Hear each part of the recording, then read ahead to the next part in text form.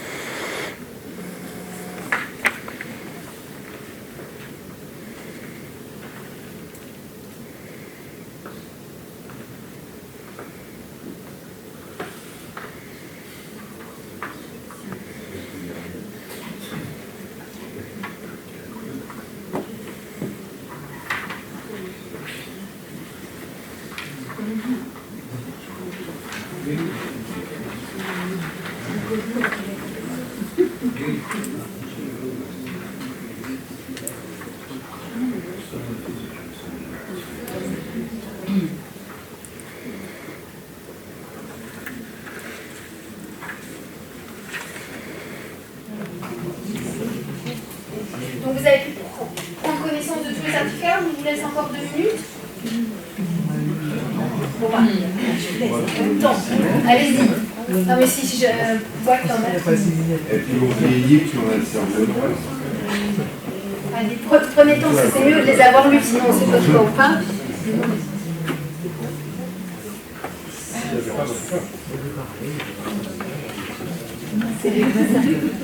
Alors, oui, ils ne sont pas faits par forcément. Il y en a qui sont vrais, là, qui ont été faits par Multiplace, le HM Multiplace. C'est des tous des.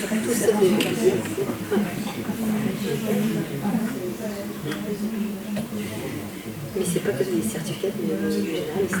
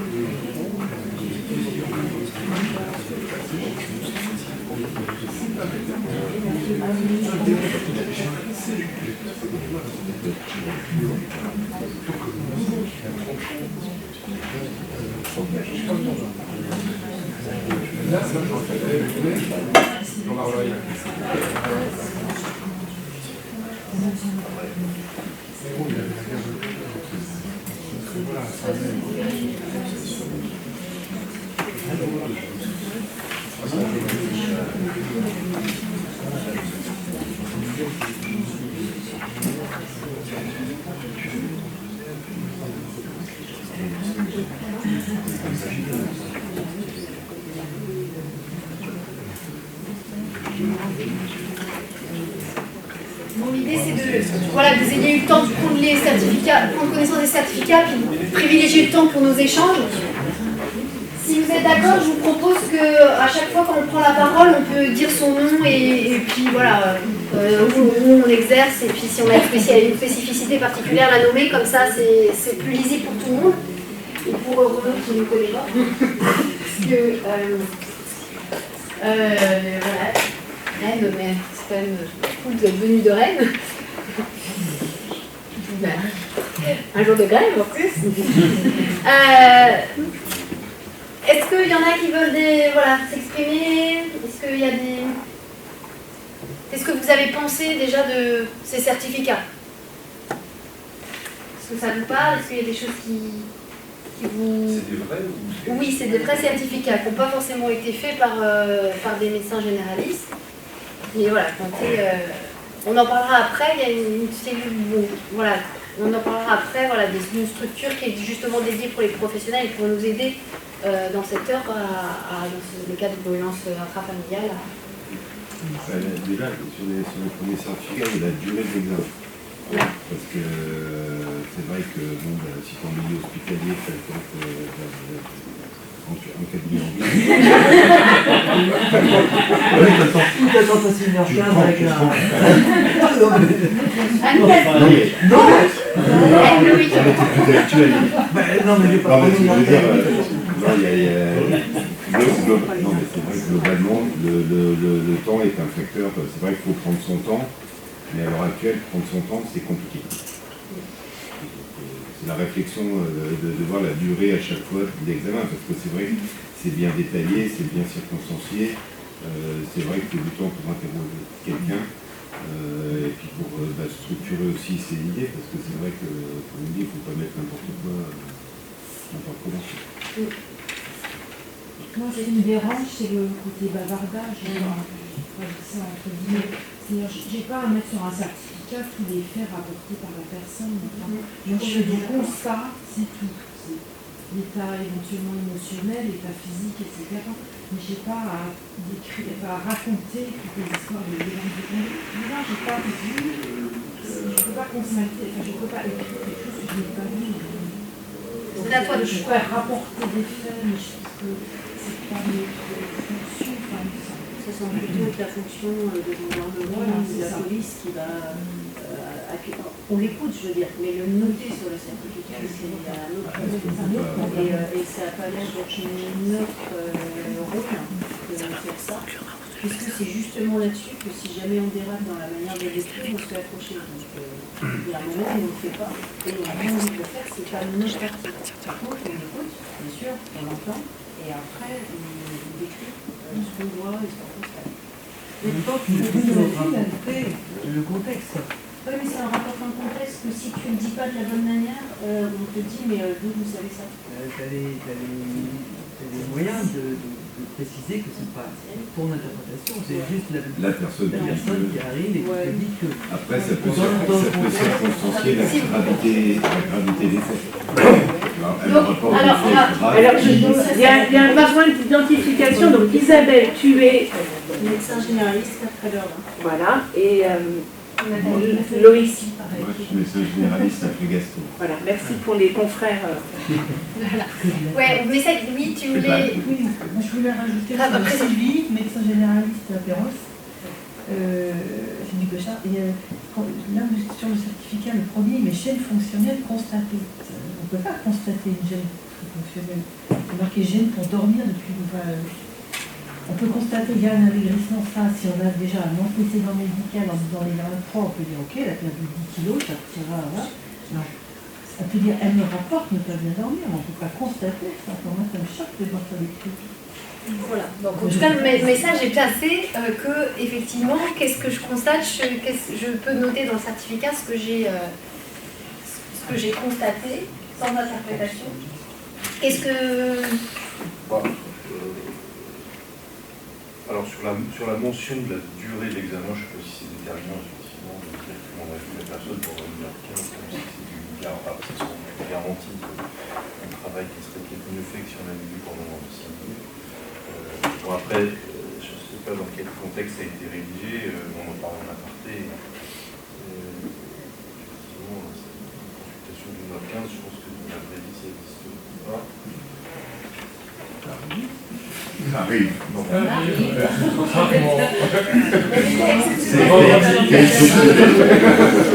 ça que les deux, voilà. Elles ne sont pas tous désistées. Même nous qui faisons que ça, la durée moyenne de consulte, les secrétaires programment toutes les 45 minutes et là-dedans, normalement, on a le temps de dicter le rapport. Ça paraît très long. Mais quand on n'a pas, Valérie a prévu qu'on n'a pas l'habitude de ce genre d'examen, oui, ça oui. prend du temps. Je suis d'accord avec vous. Nous, on fait sans doute de manière automatique, la grille d'entretien qui est toujours la même, super mondée. Voilà. Alors effectivement, la question, et c'est notamment pour peut-être le deuxième certificat, là, effectivement, on parlait tout à l'heure de la contextualisation de la demande de certificat médical. Là, elle est quand même particulièrement détaillée. C'est vrai qu'il y a un moment entre la contextualisation devient quasiment là un PV d'audition par la police ou la gendarmerie.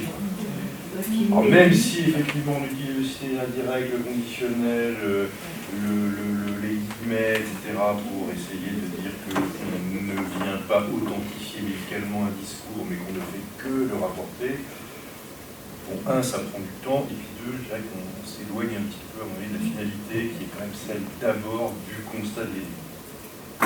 Et sur le constat de lésion, il y avait votre remarque, effectivement, sur les lésions somatiques, je dirais qu'on peut objectiver les choses assez simplement. Enfin, il y a ou pas une lésion, on la constate par nous-mêmes.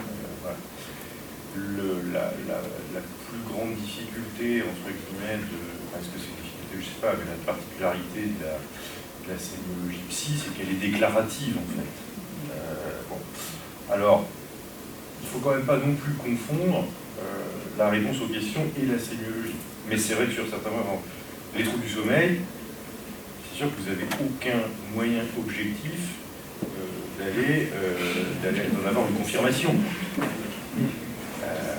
De la même manière que des reviviscences, des ruminations anxieuses, c'est basé uniquement sur l'interrogatoire. Voilà. Au bout d'un moment, on est quand même. Alors, ce qu'on a pour nous, notre technique, c'est quand même la spécificité d'une certaine sémiologie post-traumatique psy, qu'on est censé connaître. Alors, la limite, c'est que les patients, avant de venir, ils vont je suis victime, machin, et ils vous sortent les troubles somatiques, les troubles affectifs, les troubles de la concentration, les ruminations anxieuses, les résistances traumatiques, les conduites d'évitement. Celui qui veut faire, le patient qui veut se faire passer. Qu'est-ce que vous voulez faire de ça? En tout cas, il n'y a aucun moyen de dire que les gens mentent ou vous instrumentalisent. Il y a un moyen de donner un cinquième. Là, c'est le geste fonctionnel constaté. Effectivement, il ne peut pas constater. On peut marquer geste fonctionnel signalé par le patient. Voilà. Du coup, on ne fait que rapporter les signaux, effectivement, des cauchemars, des difficultés d'endormissement, une hypoxie. Voilà. Et à un moment, on ne peut pas mettre des certitudes là où on en aura jamais. Donc, on entend qu'il y a les qu'est-ce qu'on ne peut pas mettre et qu'est-ce que ça par rapport aussi au médico-légal et être le plus factuel possible. Et en même temps, à quoi le sert le certificat? Le but aussi de cet atelier et de cette soirée, c'est aussi de nous dire à quoi on est confronté. Est-ce qu'on fait des certificats? Est-ce que vous en avez fait? Est-ce que si c'est le cas, quelles ont été les difficultés rencontrées? Si on n'en fait pas, quels sont les freins en fait, et les outils qu'on va pouvoir, des modèles de certificats, avec la CPTS tout à l'heure sur les diaporamas, vous avez vu, en fond, il y avait le site de la CPTS sur lequel il y a des onglets pour pouvoir télécharger le modèle d'un signalement, le modèle d'un certificat. Au niveau de l'ordre des médecins aussi, il y a ces modèles-là qu'on peut trouver pour tous les types de certificats. Et puis il y a même un lien qui, je ne sais pas s'il est déjà fonctionnel, pour envoyer directement au procureur de la République un signalement. Pour ça, on vous invitera tous. Les documents, vous pourrez tout retrouver, les documents sur le site de la CPTS et aussi d'autres infos et des coordonnées qui peuvent être utiles dans le secteur. Excusez-moi, j'avais juste une question de Robert Alain, médecin 5 Péros.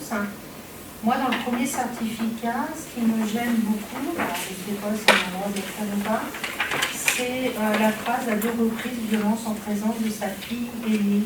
Moi, ça me gêne dans un certificat qu'on vienne, dans notre certificat, à finalement déclarer un témoin. C'est pas moi, c'est pas notre rôle. C'est judiciaire. C'est judiciaire. Les certificats, à mon sens, sont plus rédigés comme des expertises, je sais pas si... Notamment le deuxième, là, avec les coups de couteau et tout, c'est une véritable expertise. C'est un rapport de réquisition tel que nous, on peut en faire. C'est pas des rapports c'est pas des certificats de l'étudiant. Après, moi, pour vous rassurer, c'est que nous tous, on voit quand même pas mal à la consulte de médecine légale des gens qui ont déjà vu leur médecin traitant et qui viennent avec des certificats médicaux. Et la plupart du temps, les certificats médicaux qui sont produits, en fait, nous, ils conviennent très bien. Ils sont généralement correctement rédigés et ils sont centrés sur le constat lésionnel, ce qui est vraiment ce qui est important pour nous, notamment sur les lésions somatiques, parce que les lésions psychiquement se sortent toujours, parce que la temporalité est un peu différente. Je pense que ce qu'il faut se dire, c'est qu'il faut écrire Ce qu'on sait. Ce qu'on sait et ce qu'on serait prêt à jurer la tête sur le billot, nous disait mon prédécesseur Marie-Nicole Legut, que certains ont peut-être connu. Et est-ce que vous le diriez la tête sur le billot? Voilà. Bah, si c'est non, bah, l'écrivez pas. Voilà. Et notre confrère dans l'expérience qu'est la sienne sur des certificats litigieux, quels sont ceux que vous avez renvoyés devant la chambre disciplinaire? Quelle grande typologie? C'est quel type de À bêtises? chaque fois, ce sont des certificats avec des liens de causalité. Un peu hasardeux, un peu téméraire. Tout à fait. Les liens de causalité que vous évoquiez tout à l'heure, c'est-à-dire les certificats pour burn-out. Ça, on en a eu tout un paquet aussi. Des certificats hasardeux, par exemple, de médecins qui attestaient qu'un enfant, à chaque fois qu'il revenait de chez son père, chez les cheveux, et en fait, après le prélèvement, c'était une peine. Ce genre de choses. Donc c'est être prudent ces circonscriptions. Et même dans les signalements, il n'y a pas eu beaucoup de condamnations pour des signalements, notamment les violences sur les enfants. Mais quand il y en a eu, effectivement, c'était... Alors, il y a quelques cas en ce moment qui sont un peu médiatisés, dans lesquels je ne suis pas sûr que les juridictions, alors c'est pas les juridictions brutales, et l'ordinal a été, d'un point de vue peut-être très avisé, encore qu'on n'a pas accès au dossier, donc la relation qui peut en être faite dans la presse, toujours s'en méfier. Souvent, c'est des collègues qui ont outrepassé ce qu'on attendait d'eux, quoi. C'est le pédiatre qui écrit en disant que il faut absolument faire une enquête, il faut réviser le droit de garde, il n'est pas possible que ce monsieur garde ses enfants, etc. C'est pas ce qu'on attend d'un médecin, quoi. Voilà, on n'a pas à faire des propositions en disant il faut absolument que le droit de garde soit suspendu. Enfin, imaginons qu'un magistrat vienne vous dire qu'il faut les soigner comme ci ou comme ça. Donc, les condamnations sont vraiment, généralement, sur des comportements qui sont manifestement à côté de la plaque.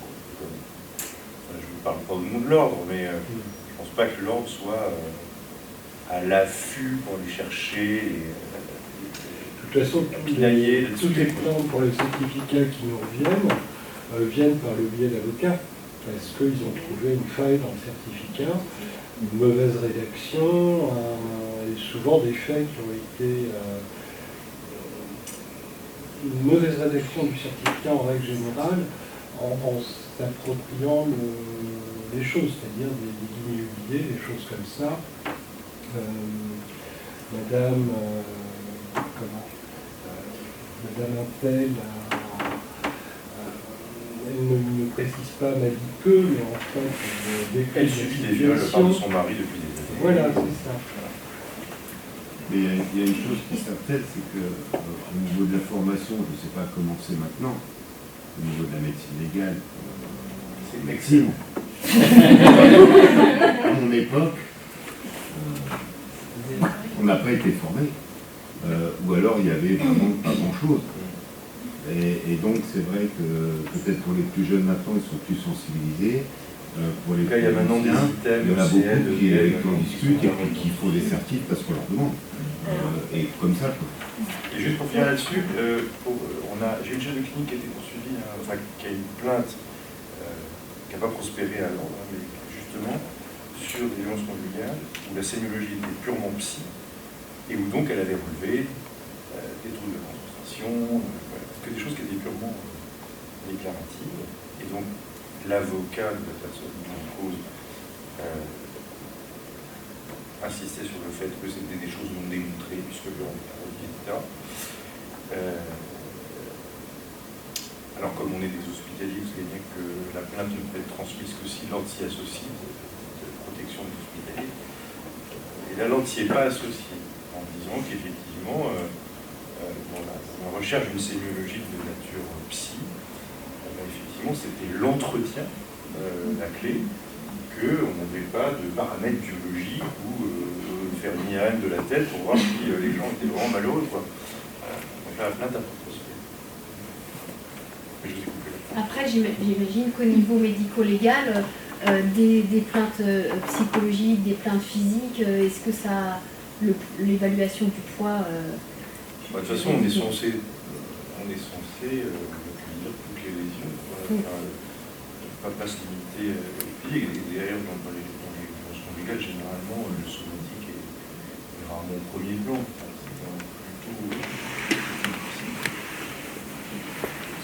D'accord. Evelyne, lors des médecins, d'éviter même de dire Madame Machin m'a dit que. Ça n'a pas de très grande valeur, donc Madame Machin m'a rapporté avoir été agressée, voilà. Quoi, sans détailler par son mari, par tout ça. Enfin, je pense. Après, à partir du moment où elle m'a dit qu'elle était suivie de la part de son mari, si vous l'écrivez comme ça, je trouve ce qui pourrait se passer. Voilà. Gynécologue, je voulais avoir confirmation. Quand on évalue une TT, on l'évalue bien à partir du jour où on examine la personne et sur les conséquences à venir. Parce que dans le premier certificat, je ne comprends pas très bien pourquoi on revient à 15 mois, alors que c'est les premiers faits qui ont été rapportés, mais ce n'est pas les faits constatés. Pourquoi elle a c'est à partir du jour où les gens ont été suivis, c'est pas à partir du moment où... Oui, mais ça, c'est des dires. Mais c'est justement tout le problème que quand vous avez des violences dans la durée, d'avoir des éléments médicaux objectifs pour dire s'il y avait eu ou pas l'ITT. Et enfin, honnêtement, là, sur des histoires comme ça, c'est extrêmement difficile. Alors, 150 jours d'ITT. À ce moment-là, au deuxième certificat, pourquoi est-ce qu'on met que 15 jours et pas les 3 mois qui sont relatés? Et on est bien d'accord. Pardon? On est bien d'accord. Alors qu'est-ce qu'il faut qu'on fasse? Je ne sais pas. Est-ce qu'on doit... Non, mais si, il y a un truc très simple, c'est que vous déterminez pas du tout. C'est de ne pas mettre d'ITT. Et comment tu le formules? Je ne suis pas en mesure à ce jour. Non, mais si c'est un certificat qui est demandé par le patient, vous y mettez ce que vous voulez. Et d'ailleurs, la police de gendarmerie ne peut pas refuser de prendre une plainte. Alors déjà, elle peut pas refuser de prendre une plainte même si la personne n'a pas de certificat. Donc le certificat n'est pas une condition préalable à la prise de plainte. Donc ça, les policiers ou les gendarmes qui disent ah ben non, revenez avec un certificat, normalement non. Alors vous allez dire une fois que c'est fait, ils vont venir vous voir et puis vous allez leur faire. C'est pourtant une question qu'il est souvent cassé. Bien sûr, mais un dépôt de plainte n'est jamais conditionné par la production d'un certificat médical. Ça, vous pouvez leur dire aussi. Hein. Et en revanche, donc quand c'est à la demande du patient, vous y mettez ce que vous voulez. Alors, et donc si l'ITT pour vous, c'est compliqué, surtout sur des histoires comme ça, dans la durée, etc., vous ne voyez pas par quel bout prendre, et je comprends tout à fait, parce que moi-même, je ne vois pas non plus toujours par quel bout le prendre, sauf à dire que il y a l'ITT parce qu'elle a manifestement été gênée dans ses activités quotidiennes, donc il y en a. Mais alors combien? C'est trop rien, moi. Peut-être, oui, si vous voulez, ou peut-être je peux dire que c'est sans doute supérieur à 8 jours si j'ai des éléments objectifs qui me permettent de le dire, ou si je peux pas, je dis je peux pas. Mais nous, il y a plein de certificats qui sortent de chez nous en disant que ne peut pas être déterminé. Toutes celles qu'on nous montre là, 3 heures après cette prise de par leur mari, en nous disant d'après des remontées scientifiques, ben, nous on écrit que l'ITT ne peut pas être déterminé. Et ça n'empêche pas le prof de Rennes de poursuivre. Et alors, si en revanche, là, vous faites ce que vous voulez pour un certificat à la demande de la patiente, si en revanche vous êtes dans le cas d'une réquisition où vous la demande expressément, eh bien, si vous pouvez la fixer, vous la fixez, si vous ne pouvez pas, vous le dites. Nous, tout ce qu'on fait sur réquisition, donc il arrive qu'on ne peut pas le faire. Et moi j'écris, compte tenu des délais post-traumatiques de moins de 12 heures, je suis incapable de me prononcer sur la dimension psychique de l'ITT, qui sera peut-être déterminante. Moi, ce que je croyais, c'est que l'ITT partait du jour où vous voyez la personne. L'ITT, c'est le et qu'on ne pouvait pas témoignage. revenir à 15 mois. Non, on peut la faire. Nous, il y a plein de trucs dans lesquels on écrit sur le dossier, sans éliminer. Un plâtre, par exemple, sur 3 mois, c'est au moins écouté 3 mois. Comment? Un plâtre, quelqu'un qui est plâtré pendant. Oui, un gars qui, je sais pas, une fracture de vertèbre qui va être. Oui, mais là, c'est pas ça, là, le problème sur les 15 mois, c'est que c'est des allégations avec des conséquences psychologiques, mais rien de concret dans le dossier. Ça rejoint la discussion sur de quels éléments médicaux objectifs je dispose pour apprécier si elle a réellement eu une gêne dans ses activités. Dans les 15 derniers mois. Voilà. Donc, est-ce que j'ai suffisamment d'éléments? Si c'est que du psychologique, on n'a rien de concret, donc on s'en Sauf met à si elle est capable de montrer qu'elle a vu le psychiatre machin, le psychologue qui dit que oui, ça fait 3 semaines que je le suis, qu'il y a un état anxieux, que je fais ce machin, voilà. À ce moment-là, ça dépend plus de la compétence du médecin. En tout cas, on se lance dans quelque chose qui est sans doute qui va au-delà du certificat médical de la consultation.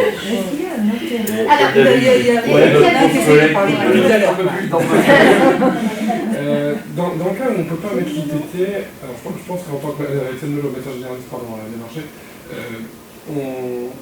on peut se reconvoquer à nous-mêmes le patient pour refixer une ITT, ou là ça va forcément partir vers la médecine légale ou un truc comme ça. Non, on s'en va pas. Pourquoi vous vous affligez? Alors on arrive au bout. Ouais, donc on voit bien que c'est compliqué. C'est des choses que j'imagine, voilà. Est-ce que ça vous arrive souvent de rédiger des certificats dans ce cas-là? Est-ce que ça peut être utile aussi de faire un certificat qu'on garde dans le dossier, même s'il n'y a pas de plainte, etc., et qui permet... Est-ce que ça, c'est quelque chose qui est plus clair? Qui est plus clair pour vous? Oui, tu voulais dire? Est-ce qu'on a un délai pour donner le certificat à la personne? Parce que des fois, j'ai besoin d'un joker. Du coup, je mets un délai, je lui dis, vous revenez demain, je vous donne un certificat. Il n'y a pas d'urgence. Il n'y a pas d'urgence. De toute façon, gardez-les dans vos dossiers.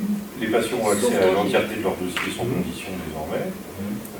Et dans le cas des violences conjugales, c'est toujours la même chose. C'est des dames qui, avant d'aller pousser la porte du commissariat ou de la gendarmerie, ont souvent quand même été vues régulièrement par leur médecin, par leur sage-femme, etc., avec des témoignages qu'on peut déjà consigner, soit simplement consigner l'observation, soit qu'on donne un certificat, et le jour où elle se lance, à ce moment-là, on peut s'appuyer là-dessus et c'est vachement utile. Donc le message, si j'entends, c'est violence conjugale, y penser, dépister, écrire et faire des certificats, ne serait-ce que dans nos dossiers des éléments descriptifs, pour que le jour où ça soit nécessaire, ça puisse être sorti. Et qu'on ne soit pas dans la situation où il n'y a rien dans les 15 derniers mois. Voilà. Et je voudrais juste dire que, quand même, si vous avez des enfants qui vous témoignent, qui sont témoins de violences conjugales, c'est quand même nature à faire une information préoccupante. Oui. On est bien d'accord. Ils sont considérés comme victimes maintenant, oui. À part entière. Et même éventuellement, suivant le degré, ça peut être un signalement. Mais voilà, et là, c'est les allégations de l'enfant. Hein, mais le gamin qui vous dit nous, ça nous arrive. Et là, c'est une situation de déclaration obligatoire. Oui. Alors qu'on a bien insisté sur le fait que pour faire un signalement au procureur dans le cadre des violences faites aux femmes, il faut qu'il y ait des violences et il faut qu'il y ait cette notion de péril dont on a parlé. Pour pouvoir être. Oui, mais même si l'enfant n'est que Je témoin, ne parle pas de l'enfant, l'enfant c'est obligatoire. Même parce que l'enfant, quand il est témoin, c'est de la violence. Voilà, c'est une violence qui a été... Une petite question. Mais il me reste une minute. On code comment un certif? C'est terre à terre. Enfin, tu fais quoi comme cotation? La vraie question, donc ça c'est la question de la fin. Je suis désolée, du coup on va devoir arrêter l'atelier parce que pour pouvoir respecter notre timing. Voilà, merci d'avoir joué le jeu, d'avoir pu échanger. Et ce qu'il faut savoir, on va voir après par la suite, c'est comment on est des ressources les uns les autres. Le service de médecine légale de Rennes est aussi disponible. Voilà, 24 heures sur 24, 7 jours sur 7. Et on va